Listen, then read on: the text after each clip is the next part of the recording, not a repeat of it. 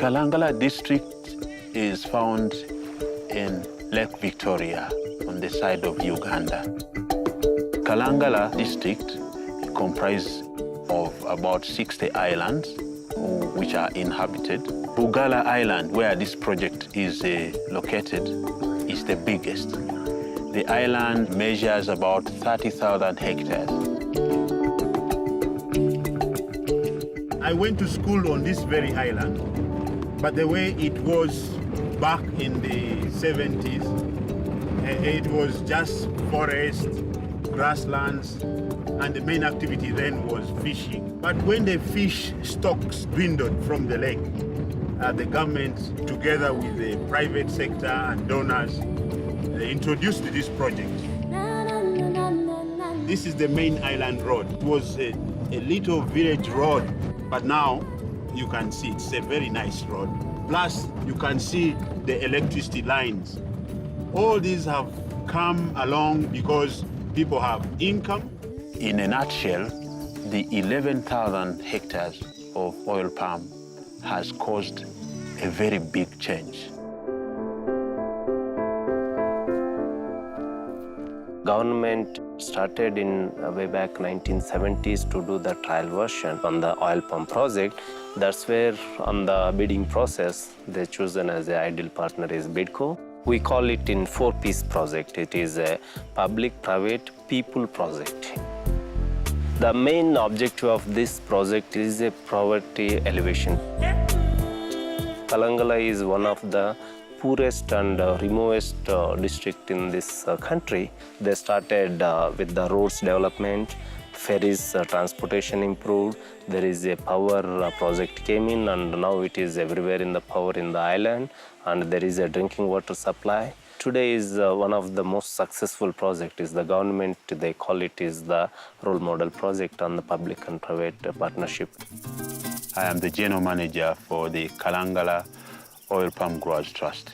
On behalf of government, we support the smallholder farmers working with a private company. Farmer we're going to meet today, Mr. Constantino Subuga, one of those farmers who initially was skeptical about this whole enterprise. But later on, through trainings, sensitizations, he picked up.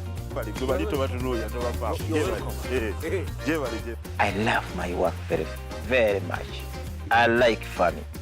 I take this project as my office. Every day I wake up around 5 a.m. I say my prayers.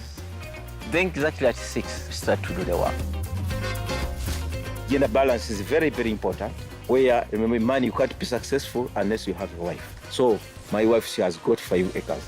As a family, we have 45 acres in different stages. Why I decided this one to be my main business, because every end of the month, I get money. When you leave this one, You leave money. you leave money, please. Okay. This is my salary. I'm even better than a government employee. Civil servants, they can take 2 months or 3 without getting their salary. But mine, it is not the same. As soon as I take my FFB to the factory, at the end of the month, I get my money. I've managed to take my children to school. 4 daughters, they are graduate. Another boy is a banker. Another one is an auditor. My wife, she's a teacher. I'm proud of my family. I do all life. When I kneel down, I just say prayers to God. I thank God. Martin, where we are going to right now, is the chairperson of the Farmers Association. Around 1993, when they brought in trial plants, I volunteered with about 20 other volunteers. The plant had to be looked after for 3 years before starting producing. Oil palm is a long-term project. Once you start revenue, it is a perennial income. It gives you 22 years. It was difficult to convince them to get into the board. We had some slow start with the project.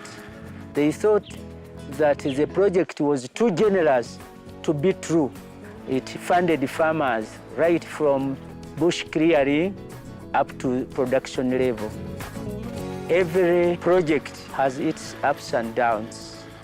But most of these bad words have been coming from those linked with environment. Today in this island, about 6,500 hectares forest reserves, all are intact. If some timber cutting or charcoal burning is going on, our people is the first to inform to the local authorities. The time we started harvesting, that is when people started realizing that the project was real and the influx of so many new farmers came in. It's now the beginning of the rain season, but it's good for the palm trees. We are gonna see a farmer called Samuel. When I first met him and his family, I looked at a person who had very little hope. Today, he is a totally different man. Twasooka kuba nga tuli bavubi, tuteeka obutimba, ffe kitwalaba nga tetukisobola kukigumiikiriza. Kubanga kyali kyonoona obutonde n'ekiseera eky'omu maaso ekyakalangala ekifo kyali ssuubi. Ne tuba tuli awo mu 2004 nga guggwako awo, amawulire ne gajja agatuzaamu essuubi okuva mu kitongole eky'ebyobulimi mu Uganda. Mu bufunze naffe twayingira mu kulima ebinazi kubanga ensimbi zaatubanga gavumenti ez'okutandika okutema ffe twekolera ne famire yange ng'abakozi mu nnimiro omwo. Kati ezo ensimbi ne zifuuka omusaala. Era saakoma ku ekyo mu kugenda nga nkungula nyongera okugaziya nnimiro. Ekirala twekolamu ekibiina ekyokutereka n'okwewola. Era tekyaliyo mulimi waffe wano akaaba school fees z'omwana nti oba bulwadde. Bwe tulwala tusobola okugenda mu ddwaliro tuba tulonzeewo nga tetugenze nti nno. We support the farmers. We want also them to grow with us. We do the seedling supplies, we do the technical know-how, we provide them the market for the fruit. It is like a complete value chain from the soil to the pan, from the starting of the tree planting to extract the oil, to refine it and pack it in consumable pack and reach to the consumers. It's a whole value chain process. Predominantly as a culture here, the girl children, the women were not so much involved or included in commercialized production chain. But here you find this project that is completely different. About 35% of the benefiting farmers are female. For example, Tabitha, a lady beneficiary farmer, she's a widow, but looks after a number of orphans. She used to live in a very old house, but now she has a permanent house, which is about complete. You can see that there is really a great change because I can buy soap, I can buy salt. I have now stopped buying paraffin, I have got solar. If any man comes, I say, please, I'm now a woman of my own. Don't you think I'm now empowered? It causes me to... We are given seedlings. Then we dig a hole 1.5 feet. Then we put there some little manure, cover it. So it goes on growing. After 3 years, it begins flowering. You have got to be patient. But these people were giving us a loan for maintaining it up to the harvest period. So that's why we were able to sustain this project. It has changed our lives one by one and the district as a whole. Now you can see people planting tomatoes, passion fruits, some work in the factories, some work in the oil palm, some have come to work on the road. There's a lot of development because of this oil palm. A woman can get money, and with that money, there is an increase in education. Those children, they were formerly remaining in the forest to keep monkeys from the garden. Hey, now go to school, and God blesses me. So that's an achievement. Don't you see? I feel myself so proud that, along with my work, I'm part of with the people here. I seen the people are, growing, and it is a very great experience. I'm the luckiest person, I would say that. I'm a youth. So to me, I'm very happy to see that we are growing from poverty to prosperity. We have work. So even these young people, when they look at the palm, they see that there is progress. Anti mubuto tokisuubira kale. Kuba bw'okula ojja onoonya ekirooto ky'ogoba. Ate kisinziira n'emirimu gy'okola gye gikukyusa. Kuba kakati mulimu ne munna alowooza nti nange nandigiguza emmotoka. Naye ate nga talimu ebinazi katayinza kugifuna ate nga gwe mwogijje. The other days, we had just one work here for the people. They used to know fishing only. Now they are lucky because even if the fishes are not there, these days people got another work. It is amazing, from little villages, jungles, to good roads, communication network, bigger infrastructure, the electricity, the clean water supply. The ferries and the ships are moving, and it's easy to connect to the mainland. As a person who saw it all when I was a little boy, moving along the village path with no hope that this place would be transformed the way it is. When I look at the changes you see today, I feel so good about it.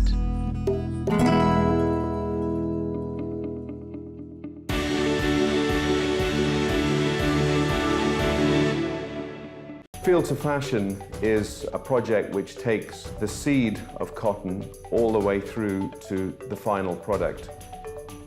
Plexus Cotton is very focused on making sure that we pay the farmer a good price for his cotton, that we create fair living conditions in a textile factory. It's about creating a win-win situation for everybody. Uganda exports $50 million worth of raw cotton.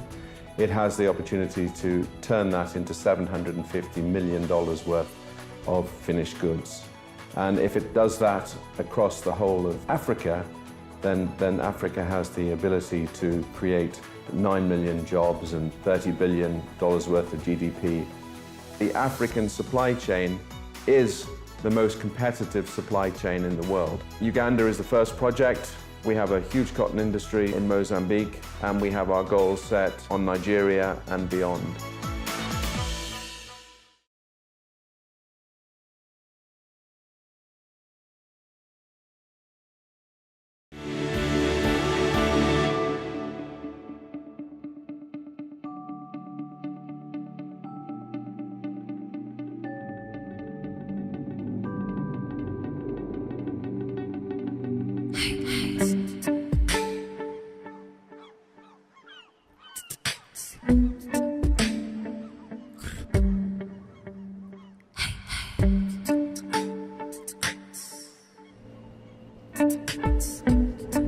Tema is one of the biggest towns who do fishing in Ghana. So if you come here, you can see our canoes. That's what we use to look after our wives, children's schooling. We are about 600 to 800 canoes here. We do go at 12 a.m. in the evening. Then early morning, like 7 a.m., we return back with our cart. This is where we land our canoes. And this shed is where we sell our fish.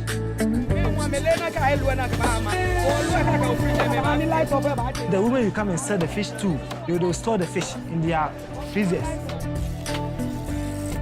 When the doing so comes, our business gets rotten.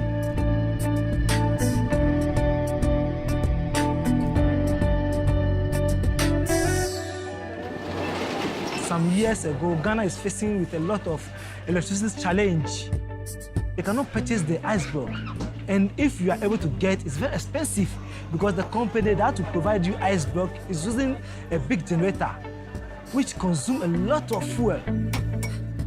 So they are afraid if they buy a lot of fish, they cannot get a place to store because they don't have ice block to store the fish, to sell it later. So fear came, both the fisher folks and the fishmongers. At the peak of the crisis, some people could go without lives for close to 48 hours. Some people had lives for just 12 hours and then 24 hours off, and some even beyond 24 hours. People were having difficult times. People without lives couldn't do a lot of things, and so it negatively affected people both economically and socially.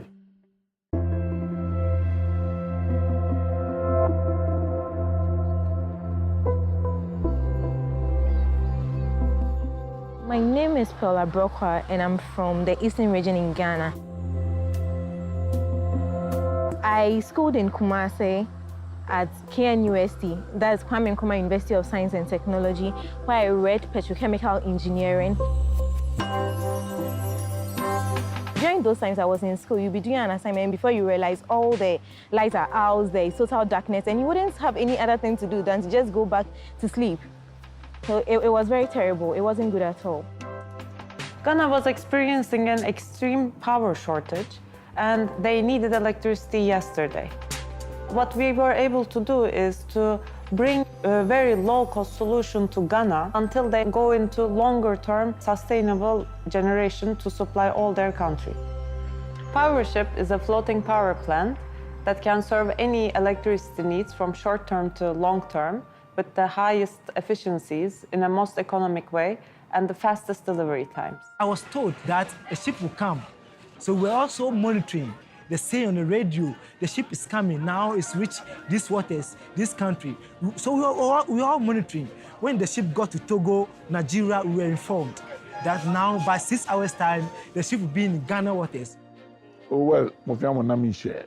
I can believe what people what you are, welcome. Mufia Moni.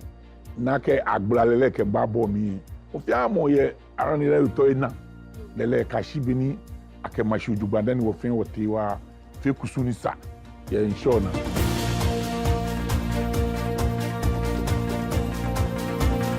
PowerShip is a subsidiary of Cardenas Holding that has been established in 1948. Since then, we have built 9 PowerShips, floating power plants, that are operating in 5 different countries around the world. It's delivered as a ready power plant, plug and play, to operate and deliver electricity within days after its delivery. So we all line up at this area. Everybody switch on his phone. We start capture the ship. I have it on my phone. It's big. I never expected it to be that big. We saw it on the outside. Oh, it looked like a house. Yeah, that's how I say. It looked like some apartments. I was amazed because it's actually a new technology. We didn't know about that. We always saw the land-based power plants, but this was new. So we were all happy when we saw the ship. So we were all whelming. How can we generate power? What? Is it going to use coal or termites? Like the sea, we termite it